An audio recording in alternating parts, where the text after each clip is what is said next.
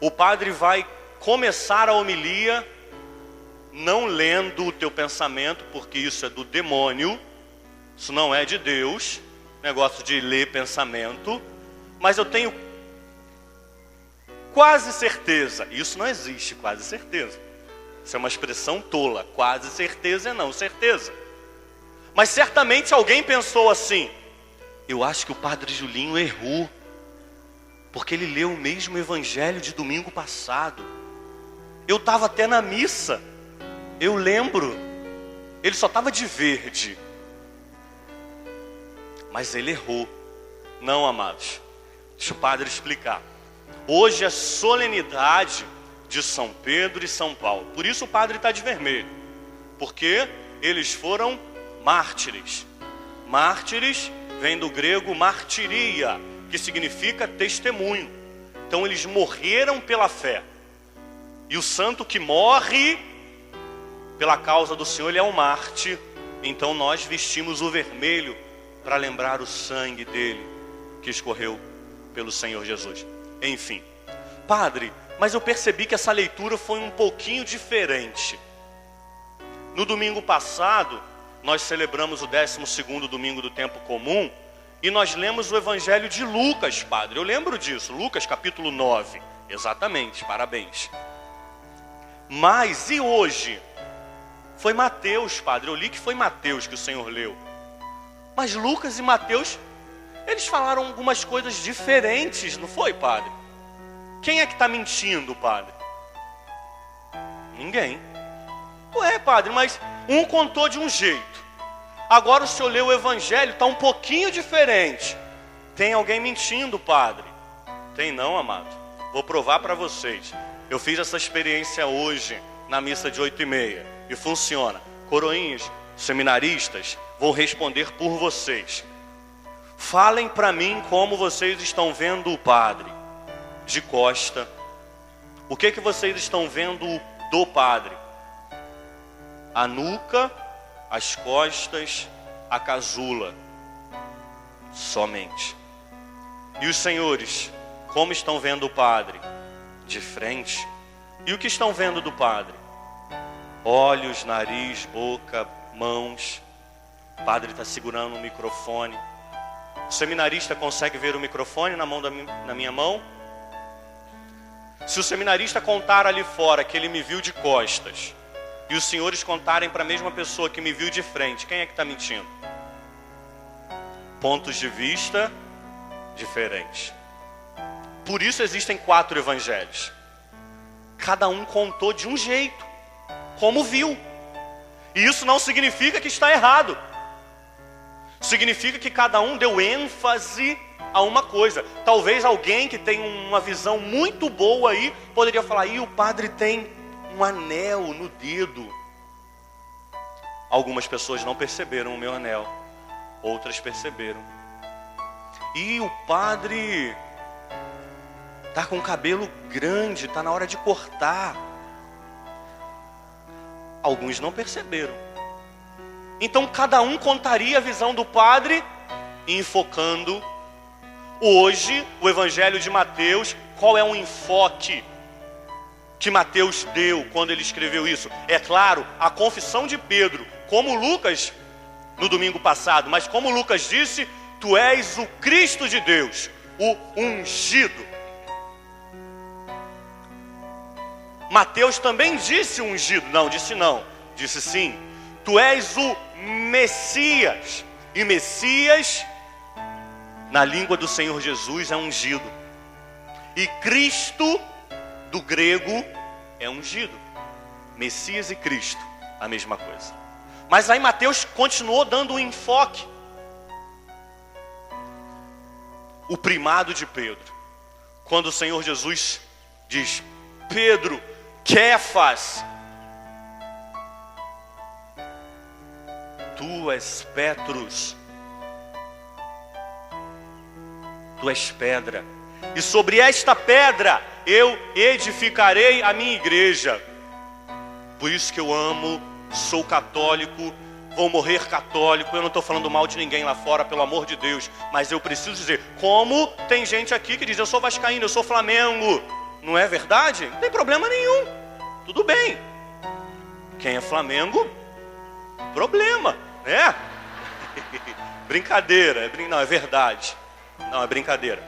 Mas a gente não defende uma causa? Você já viu aqui? Nunca. Quem mudou não era. Você já viu aqui algum vascaíno verdadeiro? Pode olhar para mim. Falar assim, agora eu mudei. Eu sou Flamengo. Isso é só brincadeira. Não existe. Não existe. Mas tem gente que muda de religião como muda de camisa. É porque não conhece a história da igreja, não estudou e não consegue amar porque não conhece. Meus irmãos, vamos lá. Hoje, dia de São Pedro e São Paulo. O padre, a homilia hoje vai ser um tanto quanto catequética. Mas é bom a gente aprender para a gente ensinar lá fora, não é verdade? Porque o padre vive aqui na igreja. O padre não conhece os teus amigos. O padre não vai lá no teu trabalho. Certamente alguém bota o dedo e fala, por quê? Por quê? E você tem que saber. Vamos lá. De Pedro até Francisco, quantos papas? 266. Padre, é verdade? Verdade verdadeira. 266 papas. Padre, por que o senhor está dizendo hoje de Papa? Não é dia de São Pedro e São Paulo? Sim, mas no dia de São Pedro e São Paulo, a igreja no mundo comemora o dia do Papa. Por isso hoje nós vamos aprender um pouquinho sobre o Papa. Porque a gente fala o Papa. De Pedro a Francisco existem 266 papas ao todo. Eu vou chegar lá e vocês vão entender o que eu quero dizer. Pensem comigo. Eu fiz isso na missa de 8h30, na missa das crianças, e funcionou. Vamos lá, imagina uma fila. Hoje, quem é que é o primeiro da fila? Ou o último, se você achar que o primeiro é Pedro. Quem está aqui na frente? Francisco. Quem está atrás de Francisco? Bento XVI. João Paulo II. João Paulo I. Paulo VI. João 23. Eu paro por aí porque é o meu bairro, lá onde eu moro. Avenida João 23.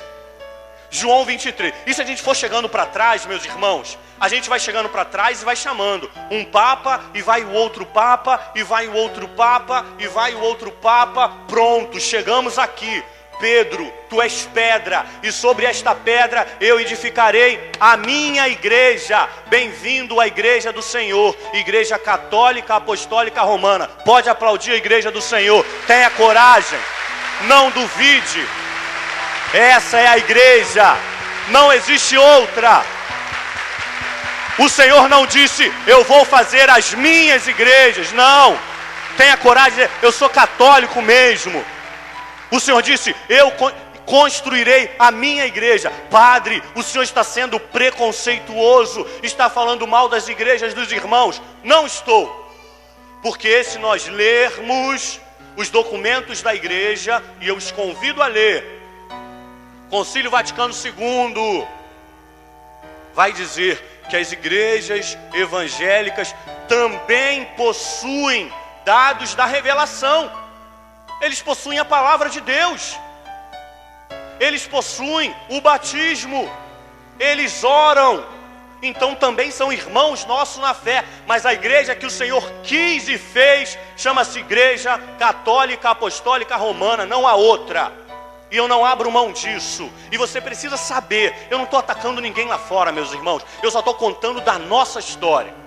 Para que na hora você saiba. O nome disso que eu fiz chama-se sucessão apostólica. E só isso nos faz verdadeiros. Do primeiro até Francisco não existe uma interrupção. Por mais que os livros de história nos digam, e os nossos professores de história nos falem, que houve um período na história em que nós tivemos 2 papas. Quem nunca ouviu isso aqui em aulas de história, parabéns. Não, não tivemos 2 papas? Eu explico o que aconteceu. No início da Idade Média, mais ou menos, não no início, no meio da Idade Média, o Papa estava sendo perseguido e havia uma ameaça de invasão do Vaticano, de Roma e do Vaticano. Então o Papa verdadeiro saiu do Vaticano e foi para um lugar chamado Avignon, na França. Agora talvez você lembre do exílio de Avignon. Se você ainda não estudou em história, talvez você estude. Porque ele seria capturado e morto em Roma. O Papa veio para a França e ficou em Avignon. Então um grupo do capeta, porque tem muita gente na Igreja Católica, mais católica do que o Papa, que quer saber mais da fé do que o Papa, eles falaram assim: não, calma aí. Se ele é Papa, ele tem que estar em Roma. Se ele não está em Roma, ele deixou de ser Papa. Então vem aqui, a gente vai fazer outro Papa. Vem cá, vamos escolher. Ah, vai ser você. Agora você é Papa. Se o Padre Julinho agora tirar a casula e colocar uma fita amarela e vermelha no peito, e se eu dissesse: saúdem-me, eu sou o presidente da República, isso me faria presidente? Não. Então este outro Papa, que chamam de os 2 papas, ele não foi Papa coisíssima nenhuma. Só existia um Papa e ele ficou na França. Enfim, fecha o parênteses histórico da nossa homilia. Mas voltando àquilo que nós chamamos de sucessão apostólica. Olha que bonito. O Papa Francisco até Pedro, existe uma linha reta entre eles. Um foi sucedendo o outro. E Dom Orani, Padre Julinho? Dom Orani também é sucessor dos apóstolos. Todos os bispos são sucessores dos apóstolos, dos 12, que hoje nós celebramos Pedro e Paulo. Se Dom Orani chegar e falar assim: deixa eu escrever a minha linha de sucessão, Dom Orani vai falar: bom, eu sou bispo, quem me ordenou foi Dom Fulano, quem ordenou Dom Fulano foi Dom Ciclano, foi Dom Beltrano e foi Dom. Dificilmente Dom Orani vai chegar no apóstolo pelo qual ele é sucessor. Porque, imagina, só Dom Orani no Rio já tem 7 bispos que ele fez. 5, os outros 2 foram feitos por Dom Eusébio. Então, há uma ramificação. É difícil chegar na origem. Mas o que nos dá a certeza de que esta é a igreja do Cristo, o que nos dá a certeza absoluta, é isso que nós chamamos de sucessão apostólica. Por isso que hoje eu sou padre. Por isso que hoje, sem mérito nenhum, por isso que hoje eu olho para mim e eu falo: amado Jesus, como eu sou miserável e pecador. Mas em nenhum momento da minha vocação, do meu sacerdócio, eu duvido que quando eu impuser as mãos, o milagre não vai acontecer. Porque vai, porque não é meu, porque não é poder vindo de mim, é poder vindo lá daqueles, dos 12, que chegou hoje até mim por causa da sucessão. Por isso hoje o padre tem a autoridade de abençoar. Por isso que hoje o padre tem a autoridade de absolver. Porque vem desde Pedro e dos apóstolos até os dias de hoje nesta sucessão. E ordenação, eu acredito que 90% ou mais foram a minha ordenação de padre. Vocês viram que num dado momento o bispo pôs a mão na minha cabeça e me fez uma oração consacratória. Naquele momento Deus imprimiu na minha alma um selo de padre. Como no momento do teu batismo, Deus imprimiu na tua alma um selo de filho, de batizado. Por isso eu sou padre, porque houve uma ordenação. Não estou sendo preconceituoso, mas preciso denunciar o erro. Hoje em dia, o que mais nós ouvimos dizer por aí: bispos, bispos e bispos fulanos e ciclanos. Quem os ordenou? Eles não possuem sucessão apostólica. Quem os ordenou? Chegamos ao disparate de termos apóstolos, se o Senhor só escolheu 12. E aí Judas morreu, elegeram Matias. 12. E por último, dos últimos, Paulo diz assim: eu, como que um abortivo, o último apóstolo do Senhor, o último apóstolo que nós tivemos foi Paulo. Acabou. Padre, o senhor está sendo preconceituoso. Não, estou dizendo a verdade, meu irmão. Conhecereis a verdade e a verdade vos libertará. Nós temos que ser católicos autênticos. Temos que conhecer a nossa fé. Quem os ordenou bispo? Traz aqui e diz para mim. Quem os ordenou apóstolos? Se o Senhor só escolheu 12. Enfim, deixemos diante do Senhor, porque eles vão prestar contas. Dia de São Pedro e dia de São Paulo. Dia do Papa. Meus amados, oremos pelo sucessor de Pedro. Oremos pelo Papa Francisco, homem que todos os olhos do mundo olham para ele. Muitos com admiração e amor, outros com ódio e inveja. Oremos pelo nosso Papa. Menos de um mês ele vai pisar essa terra de nosso Senhor. Em menos de um mês Satanás vai bater em retirada, porque aquele homem é santo. Em menos de um mês o nosso Rio de Janeiro vai conhecer a santidade de um homem que é servo e se coloca servo a cada momento. Oremos pelo nosso Papa. Amemos o nosso Papa. Eu digo isso e repito, eu disse, sei lá, um domingo passado, uns domingos atrás, eu estava almoçando num desses lugares aqui na Taquara, e uma senhora digna disse assim: eu sou católica, mas eu não aceito nenhum Papa.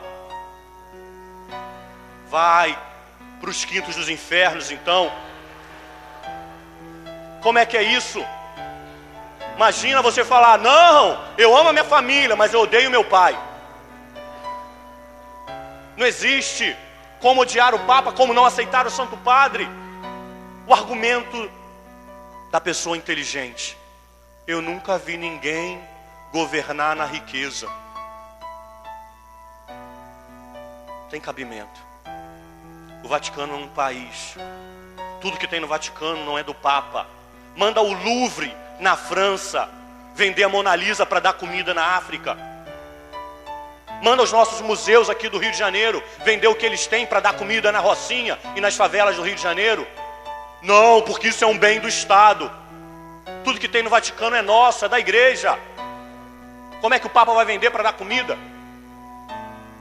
Enfim, oremos, meus irmãos, pelo nosso Papa, porque o Rio de Janeiro o aguarda, o Brasil e o mundo o aguardam aqui. Mas eu vou dizer algo que talvez eu vá escandalizá-los, mas eu vou dizer em nome de Jesus, porque eu sou padre e eu não tenho medo de dizer a verdade. Eu não tenho costa quente com ninguém e eu não tenho que dever nada a ninguém. Por isso eu digo tudo em nome do Senhor. Tenho certeza que todos aqui estão esperando o Papa Francisco, mas vocês sabiam que existe na internet um movimento de um grupo aí que nós amamos, mas não aceitamos a conduta, de um grupo aí fora que pede dignidade e respeito. Sabe o que eles estão armando para o dia que o Papa estiver aqui no Rio de Janeiro? Um beijaço homossexual. E esse grupo pede dignidade e respeito, e nós os respeitamos, e nós os damos dignidade. Mas que dignidade é essa que eles dão a nós católicos? De querer se beijar na frente do Papa? Ah, mas eu sou livre. Nós nunca fomos em nenhuma parada nenhuma aí para fazer protesto. Meus amados, eu não estou falando mal de ninguém aqui, mas isso não se faz. O Santo Padre é um homem de Deus e deve ser respeitado. Mas não tem problema, não tem problema, porque nós seremos uma multidão, nós seremos milhões, e nós vamos passar assim, ó, feito uma onda, e ninguém vai ver nada. Vai ser patético. Um grupinho no meio de milhões, e nós vamos gritar: viva o Papa, viva o sucessor de Pedro, porque nós amamos a igreja, porque nós somos fiéis à igreja. E concluo dizendo: padre, pode parar a homilia por hoje. Vou parar. Vocês já estão: para, padre, por favor, para. Vou parar. Na primeira leitura, meus irmãos, Pedro estava preso e o Senhor manda os anjos dele libertá-lo. Pedro sai meio que sem entender e ele diz assim no finalzinho da primeira leitura: agora eu entendo que o Senhor mandou o seu anjo para me libertar. Essa palavra tem gritado dentro do meu coração. Agora eu entendo de que o Senhor mandou o seu anjo para me libertar, meu amado. Não importa quais são as cadeias que você está preso, quais são as algemas que te prendem, minha irmã. É o Senhor que envia o seu anjo para te libertar. É o Senhor que te salva e que te liberta. É o Senhor quem te cuida e que te ama. Não importa onde você esteja, o que quer que você esteja fazendo, é o Senhor que tem poder e autoridade de te libertar. Mas você precisa dizer a Ele: sim, Senhor, eu te permito. Sim, Senhor, eu deixo que o Senhor me liberte. E assim, eu quero, junto com vocês, dizer como Paulo. E precisa ser hoje, meu irmão. Não tem que ser amanhã, não. Combati o bom combate. Completei a corrida. Guardei a fé. Para mim está guardada a coroa que o justo juiz me dará naquele dia. Meus irmãos, Deus pode pedir cabo da minha vida hoje. Talvez amanhã o padre Julinho nem acorde. E não tem problema se eu morrer. Eu já falei que eu queria ser padre. Agora que eu sou padre, o Senhor pode me chamar a hora que Ele quiser. Digo e assino. Se o Senhor me chamar hoje, louvado seja nosso Senhor. Mas o Senhor pode nos chamar hoje. Então não esperemos amanhã para sermos mais santos, para ter a ousadia no espírito de Paulo e dizer: combati o bom combate, completei a corrida. É hoje que nós temos que dizer isso, com autoridade de filhos, independente da vida que você esteja levando. É hoje que o Senhor quer te libertar das algemas. É hoje que o Senhor quer te libertar das amarras do pecado. É hoje que o Senhor quer ouvir dos teus lábios: completei a corrida, guardei a fé. Meu amado, minha amada, nos coloquemos na presença do Senhor.